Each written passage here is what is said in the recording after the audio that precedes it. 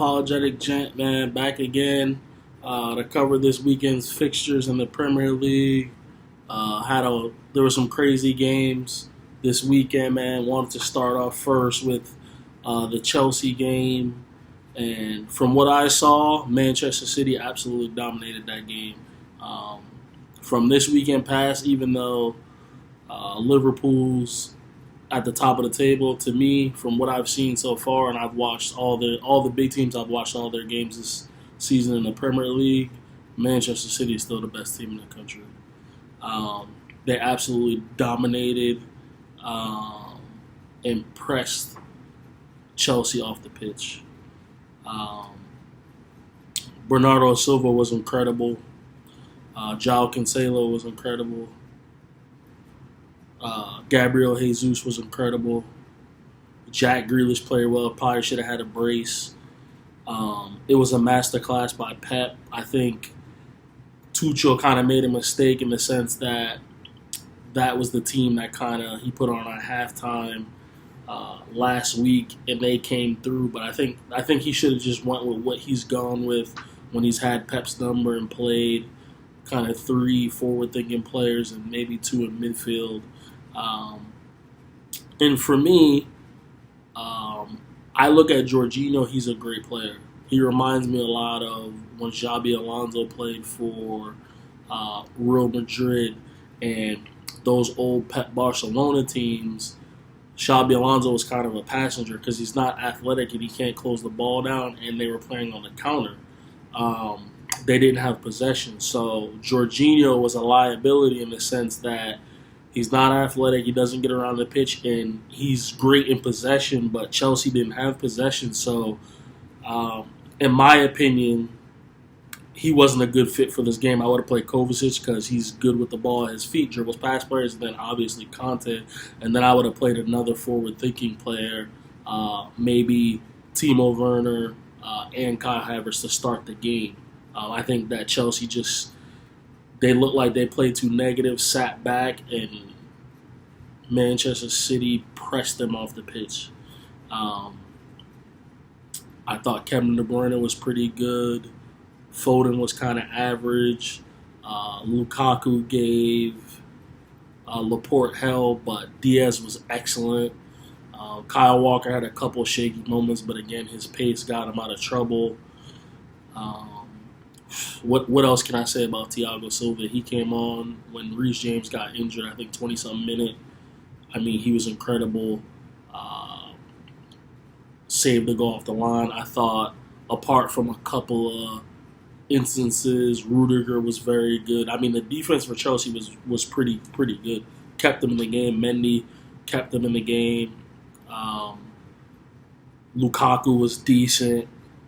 Werner was who Werner is. We know he's not going to score goals. But Chelsea were outclassed.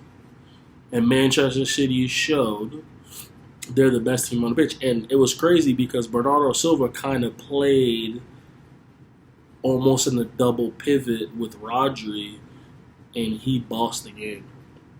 I mean, I thought he was absolutely incredible. Any Manchester City fan that's thinking we don't need him, he can go. I mean, he plays well in too many positions. I don't even know what you want to call that. Yeah, I mean, I guess he's playing the 8, but to me, most times he looked like he was kind of playing by Rodri. He was excellent defensively, excellent in possession, excellent playing the ball forward.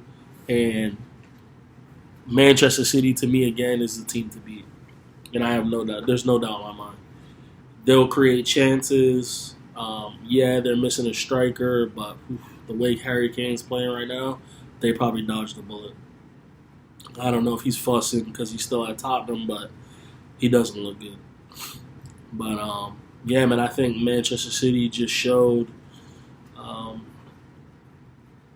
right now, to me, from what I've seen, they look like the best team in the world. And I've watched PSG.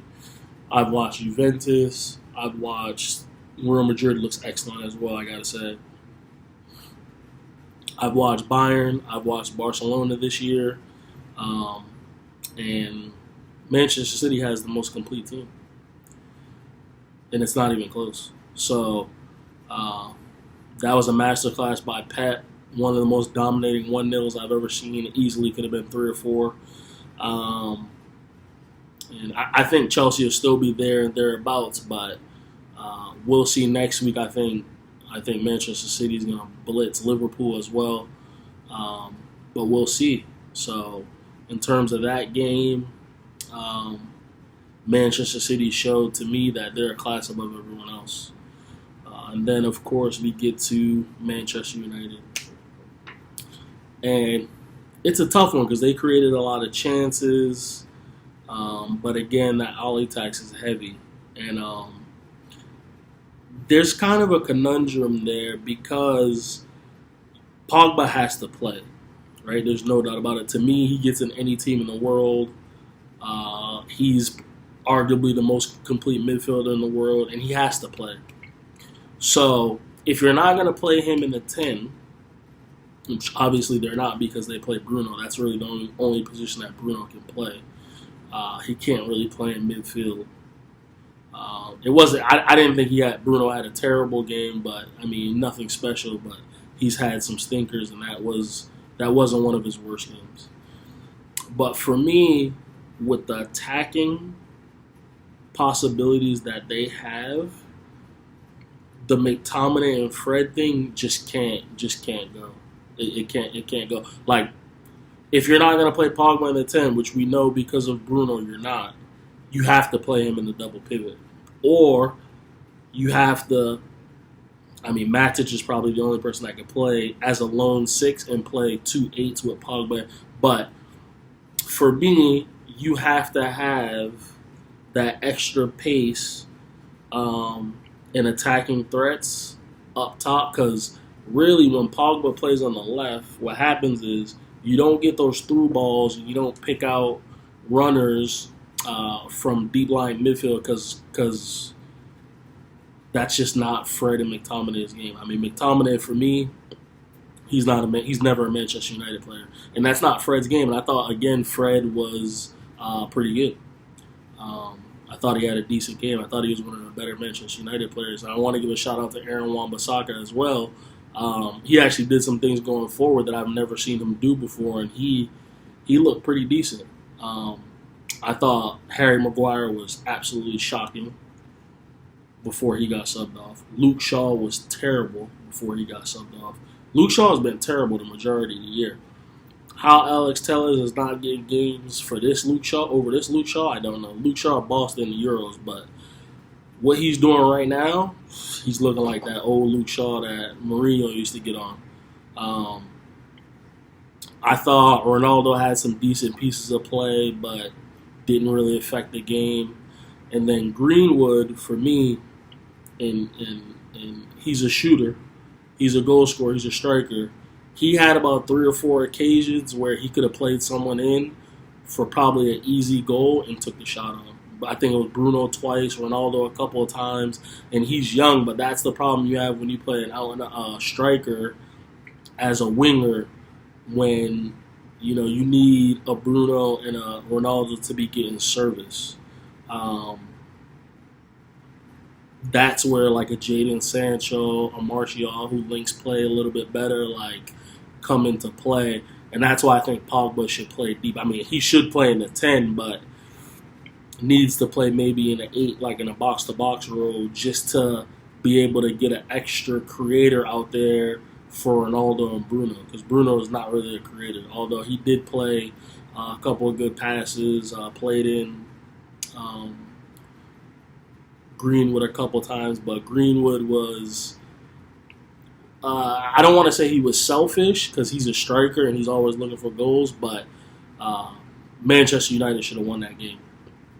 They didn't play great, and this is why no one believes that they're going to win the title, because I just don't think that Ole Gunnar Solskjaer is the manager to figure things out, to make the tough decisions, to take people off when they're not playing well, to make halftime substitutions, to change tactics, to change the formation, whatever you got to do. He's just not that manager. So I don't see them. They'll still finish in the top 4 just because of the talent that they have. But, yeah, I mean their performances they're just okay. They're just okay. So yeah, uh, they lost. It happens, but yeah, there's definitely a dilemma in their midfield, and because of the attacking options they have, especially when you're playing teams like Aston Villa, I understand the McTominay and Fred thing when you're playing, the Liverpools, the Manchester Cities, the Chelseas, teams like that. But when you're playing at Aston Villa, like I think you just got to get an extra attack on the field, and McTominay doesn't need to play. And in my opinion, you play Fred or you play Matic alongside Pogba. That's what I would do. So I'll leave that there. Liverpool game against Brentford. Um, Again, Mo Salah, inevitable. Guy just scores goals. Um, so again, he's just. I'll be shocked if he's not one or two in the Golden Boot this year in the Premier League. But I know Liverpool fans have been screaming to have a fit team and this, that, and the other. And let me tell you, like, their defense can get got at. As good as Van Dijk is, as good as Matip is, as good as their fullbacks are going forward, like, their team's there to be got at. Because they play a high line and they press, like, you can get at Liverpool and you can score goals. Now, will you stop them from scoring goals? That's another question. But you could definitely get at them. And I think their first 11 can compete at a high level. It's just when injuries happen, their level drops significantly. And I thought Trent Alexander was decent. I thought Jordan Henderson was very good in that game. But I don't really see them winning the title just because of their depth. I think that's going to catch up to them. When one of their fullbacks aren't playing, it's a glaring miss. Obviously, if anything happens to Van Dijk, we don't know. To me, if something happens to Fabinho, they're in trouble. Obviously, Mo Salah, and any players of that quality in any team, probably except Manchester City, you're going to be in trouble because Manchester City ran away with the league the year that Kevin De Bruyne missed pretty much the whole season. So, yeah, I thought Liverpool, they were all right. They got a top manager. They have a style of play. They're aggressive. Their intensity alone is going to overwhelm teams. This is the second time I've seen Brentford play. I've been impressed with the way that they play. Having been a newly promoted side, so it's good to see, man. Like, they're coming up there. Ivan Toney looks like, he's at it all the time. So, I don't know a ton of players from their squad, but they look like a decent, cohesive unit, man. So they're an interesting team to watch. We'll see. We'll definitely see. And then to get to the North London derby, Arsenal absolutely blitzed Tottenham. Blitzed them off the pitch. I don't know what Nuno's trying to do. I don't know what his philosophy is. I don't understand their style of play. First of all, Dele Alli is like a poor man's Bruno Fernandes. If he doesn't play in the 10 as a second striker, don't put him on the pitch. He's a waste. He can't play as an 8. He can't play as a 6 because he's not good in possession and he's not a good passer of the ball. It's a waste of time. He's not good with the ball at his feet, taking players on, running at players, dribbling at players. So, to me, it was a mistake starting him in the formation that they played. I don't know what Harry Kane's doing. And Ndombele gives them things, but there's no cohesion. It's like he's playing by himself, and then he'll glide past somebody, pick out a pass, and then it's like things just break down. I would play him in the 10, the way Jose played him.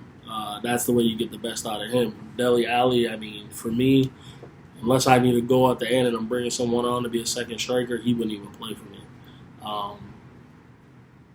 But Arsenal are excellent. Odegaard was excellent. That's the best I've ever seen him play. He looked like a true number 10 in that game, was picking passes, putting balls behind the corner. linking up play. Partey was excellent. That's the Partey I remember from Atletico. Looks like he's fit. Spraying balls, playing, getting shots off. I thought he was very good. The Tomiyasu guy, I think Tottenham made a mistake signing the Emerson Royale kid over him, because that Tomiyasu guy, the right back for Arsenal, looks like he's quality. That looks like that's going to be one of the better signings. And I thought the Gabriel and Ben White partnership looked pretty good. I just don't know what Harry Kane's doing. I don't understand it. And he missed a couple of easy chances that he normally puts away. Like, I don't know, man. If I'm Spurs, man, I just sell him, because he just either he doesn't want to be there, or I don't know what it is, man. Like, he just doesn't look the same. He just doesn't look the same. He reminds me of when Torres left Liverpool, man. Like, he just doesn't look like he wants to be there. Obviously, he doesn't have the same injury that Torres had, but he's playing like that, and he's a shadow of what he was under Mourinho. Absolute shadow. So, yeah, they look like they're going. I mean, Arteta, you can see the patterns of play. And I know some people I would take Arteta over Ole Gunnar Solskjaer any day at Manchester United, because you can see the patterns of play. You can see the Barcelona DNA. You can see that he's been an assistant to Pep. Everyone's fit. Smith Rowe had a good game. Saka had a good game. They still got guys like Pepe on the bench that they could bring on. I thought Alba, that was the best game I've seen from him probably in a year and a half. Aubameyang, running in behind, playing on the shoulder, doing what he does. Had a couple of good passes, linked up play decently. Tierney was excellent as usual. I thought Xhaka was halfway decent. I was surprised that Lokonga didn't start. But then again, I shouldn't be surprised because Xhaka is one of Arteta's favorites. But Arsenal absolutely blitzed Tottenham. The way Tottenham's playing, man, like I don't want to predict it, just because obviously at any time Harry Kane could kick in the gear and do a madness, but I wouldn't be surprised if they finish 10th the way they're playing. Because even in their wins, they didn't play well. They didn't play well. But they definitely made a mistake on the Tomiyasu kid. I've seen him play twice. I saw him play against Burnley as well. He looks like a quality player, man. Looks like he understands leverage. Looks like he understands how to be in a defensive position. Looks very good on the ball. Looks comfortable at right back. And again, the only time I had seen him play before he came to the Premier League was against Juventus. He played at right back. He was the best player on the pitch. So I guess I shouldn't be surprised that he's adapting well. Arsenal looked good. If I was an Arsenal fan, I wouldn't get carried away. But I do see things that I haven't seen before from them. And Odegaard, if he can play like that week in, week out, that's the prodigy that people were promised. He was playing balls forward, wasn't playing balls side to side. I don't know how many times he lost possession, but it couldn't have been many. He was excellent. Smith Rowe given that energy and that passion as an Arsenal Academy player. Always puts in a shift. Thought he played some quality balls in as well. But yeah, I think those three young guys, Saka, Smith Rowe, Odegaard, play Aubameyang up top, and then some games you're gonna have to play Pepe, I think, and that's probably their best team. To be honest, like they look like that would be the back four that I would play with, because all those guys are pretty good on the ball. So yeah, man, I'm happy for Arsenal, man, because it was looking bleak for a while. So we'll see, man. That's all I got for the weekend. I know Brighton could go top tomorrow against Crystal Palace, and that would be crazy. But as of now, Liverpool top of the league on 14 points. This is the Unapologetic Jet. Please subscribe, like, comment. Appreciate you tuning into the videos, and can't wait to talk to you again. I'm out.